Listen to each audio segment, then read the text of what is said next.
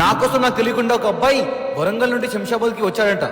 వస్తూ ఉండగా అతనికి యాక్సిడెంట్ అయిందని, తన దగ్గర తినడానికి డబ్బులు లేవని, హైదరాబాద్లో పడుకోవడానికి ప్లేస్ లేదని, అండ్ ముఖ్యంగా బైక్ అమ్మాయి వాడి ఇంటికి వస్తున్నారని చాలా బాధతో చెప్పుకొచ్చాడు. మీకోసం వరంగల్ నుంచి వచ్చినాం అన్న, పెద్ద ఫ్యాన్ అన్న. అన్న మా పరిస్థితి మంచిగా లేదు, హెల్ప్ ఒక డ్యూటీ గురించి అని వచ్చేసిన అన్నయ్య. నన్ను నడుచుకుంటూ నిమ్మలంగా ఇట్లా పోతా అంటే కదా వాళ్ళు వచ్చి వాళ్ళు రాగిరి ఇవ్వలేరు. తెలిసి జరిగినా తెలియక జరిగినా మా వల్ల ఒకరు నష్టపోవడం, బాధపడడం మాకు ఇష్టం లేదు.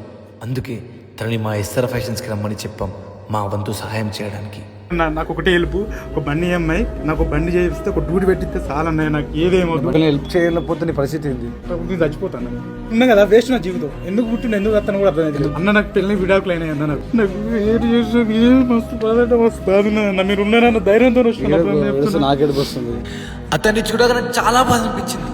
అందుకే ఎలా అయినా తనకి సహాయం చేయాలని నిర్ణయం తీసుకున్నాం. నా వంతు సాయం చేస్తా. ఒకటి మెయిన్ థింగ్, ఈ బండి యాక్సిడెంట్ అయింది, ఆ బండి చేపియాలి. రెండు, నీ బండి ఈఎంఐ కట్టాలి. నీ బండికి ఇప్పుడు నీ ఖర్చులకి ఇది పెట్టుకో, సరేనా? ఈ పైసలు తీసుకో, సరేనా? ఇప్పుడు ఈ డబ్బులు తీసుకో, ఈ డబ్బులు తీసుకుని నీ ఖర్చులకు పెట్టుకో. నీ బండి శంషాబాద్ ఉంది కదా, నేను చేపించే బాధ్యత నాది. హ్యాపీయా?